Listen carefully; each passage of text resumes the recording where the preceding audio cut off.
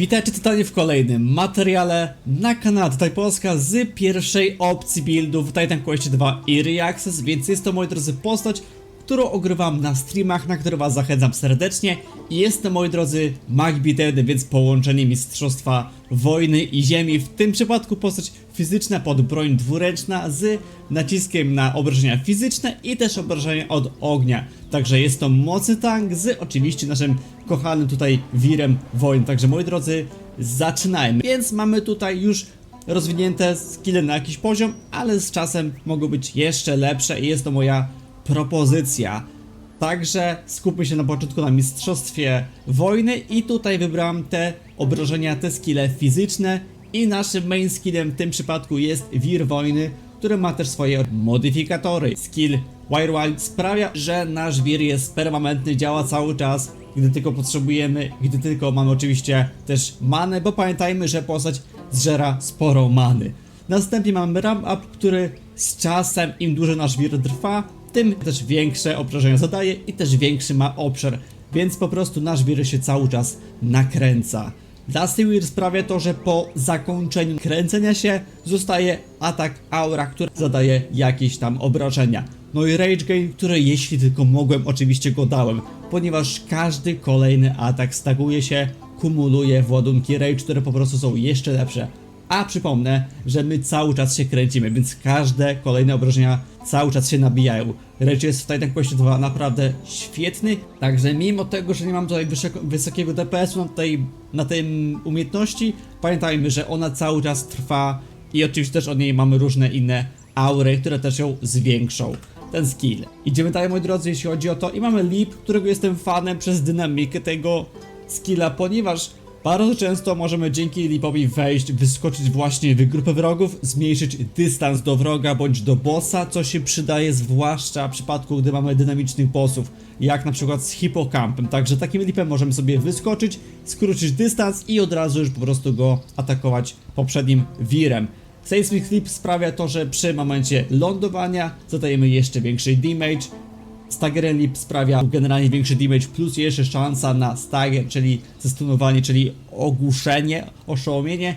No i gdybym tylko mógł, to dałbym Rage wszędzie. Tutaj też go oczywiście dałem. Także jest to skill bardzo dynamiczny, który skraca dystans do wrogów. Mega fajna sprawa, jestem jego fanem. No i też przy okazji ogłusza. No i tutaj jeszcze mamy, moi drodzy, prześwietny skill, którego jestem mega fanem, jeśli chodzi o Mistrzostwo Wojny. Moi drodzy, aura, która daje nam świetne bonusy, ponieważ jest to tank, ok? Więc potrzebujemy, jeśli chodzi o tą aurę, zbroję, ale też mamy modyfikatory od HP i HP regenu, co jest przegenialne, i od odporności. I właśnie HP regen, odporności są tymi modyfikatorami, ale myślę, że z czasem ten skill na pewno jest warty jeszcze większego wzmocnienia.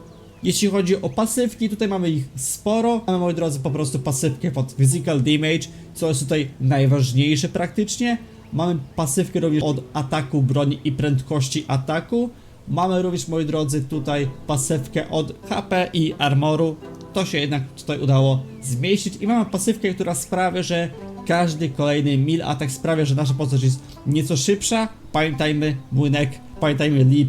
Tutaj jest serio szybka dynamika postaci, mimo tego, że gramy pod broń ciężką. I pora na Mistrzostwo Ziemi. Tutaj jest trochę symbolicznie, ponieważ Ziemia ma po prostu też wzmocnić nasz oręż. Więc mamy, moi drodzy, oczywiście zaklęcie Ziemi z Titan Questa 1, które nakłada nam świetną aurę, która zwiększa obrażenia fizyczne, jak widzicie. I też nagradza nas, daje nam obrażenia od ognia. A jeśli chodzi o modyfikatory, to Flame Shield sprawia, że zadajemy większe obrażenia blisko wrogów od ognia. Conversation, które zmniejsza wymaganą energię, co się przydaje, gdy młynek cały czas tam zżera energię, manę przy atakowaniu. Zaklęcie Ziemi zwiększa po prostu uwaga, też physical damage, co jest mega ważne. No i patrzcie, ten skill wymaga więcej rezerwowania energii, a ten trochę nas po prostu tego odpuszcza nam rezerwowanie. Także ten skill trochę się balansuje w tych modyfikatorach. Jest to świetny skill i po prostu ma ogromny potencjał. Mam wrażenie, że jeszcze większy niż w Titan Questie 1. Fajnie, że tutaj to wróciło. Kolejnym skillem jest Earthquake, który generalnie jest game changerem, jest skillem, który może grę kończyć, natomiast ja go dam jako bonus, jeśli chodzi o fast channel, czyli możliwość szybkiego spelowania tego obszarowego skillu, no i również Extended, który daje nam jeszcze większy ładunek. Jest to skill, który z zasady ma się łączyć z leapem, czyli gdy my wyskoczymy do grupki wrogów, możemy obszarowo tych wrogów zestunować, bo oczywiście też to robi ten skill, no i też zadać im jednak spory damage. Mimo tego, że skill jest na poziomie trzecim, zadaje aż 700 damage'a, więc tak jak mówię, jest to game changer. Jeśli sobie ten skill wymaksujemy, może zabijać wszystko, ale to nie jest tutaj priorytet moim zdaniem. No i kolejny skill aktywny, którego jestem ogromnym fanem i tutaj w ogóle bardzo dużo ma takich fajnych aur ziemia. Jest pierścień płomieni, który jest przepotężny, bo moi drodzy, permanentnie ten skill cały czas będzie zadawać obrażenia od ognia, które są też zwiększone tym modyfikatorem. Więc moi drodzy, mamy młynek, mamy skille bardzo defensywne, które nas chronią przed śmiercią za sprawą HP regenu i mamy skill, który cały czas pali wrogów obok siebie, więc my jesteśmy jednym wielkim płonącym młynkiem. To działa serio świetnie, jestem tego fanem. Oczywiście jest to taka propozycja na wczesną wersję gry. Potem ten build może być jeszcze lepszy. Myślę, że spokojnie sami to rozwiniecie i sprawdzicie. Co do pasywek z ziemi, mam też spell damage i bardzo ważne, maksymalna energia tutaj, jak i również tutaj.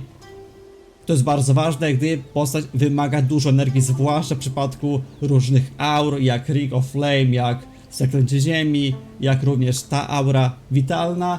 I też w przypadku młynku, który cały czas się kręci, potrzebujemy cały czas dużo many, energii w tle.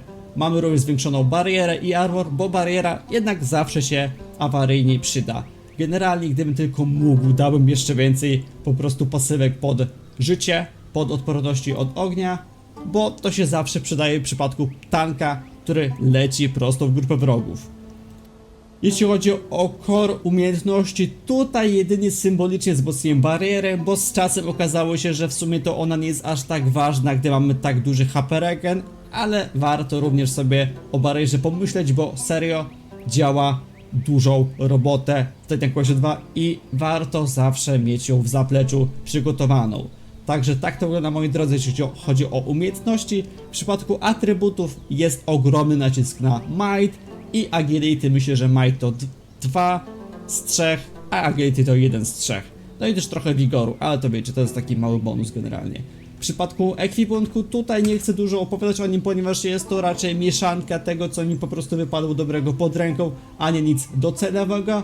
Zwłaszcza, że mamy raczej broń kompletnie nie pod moją postać, ale ona zwiększa movement speed, więc prędkość Titan Quest 2 jest mega słaba, więc po prostu to sprawiło, że tą broń założyłem. Natomiast tutaj docelowo będzie lepszy jakaś broń obuchowa pod oczywiście fizyczny damage z modyfikatorami pod ogień. To mam jedynie przez prędkość, wybaczcie, tak mi się założyło, tak już mi zostało. Budki też dają mi właśnie prędkość, dzięki czemu mam sporo movement speed w tym przypadku, bo jest to, moi drodzy, aż plus 27, to jest dużo jak na wojownika. Więc moi drodzy, tak się prezentuje właśnie moja propozycja buildu maga bitewnego. Pamiętajmy, że mag bitewny może być zrobiony na różne inne sposoby w tej grze, co jest prześwietne, a my widzimy się w innych propozycjach buildów w Titan Quest 2 Early Access. Trzymajcie się!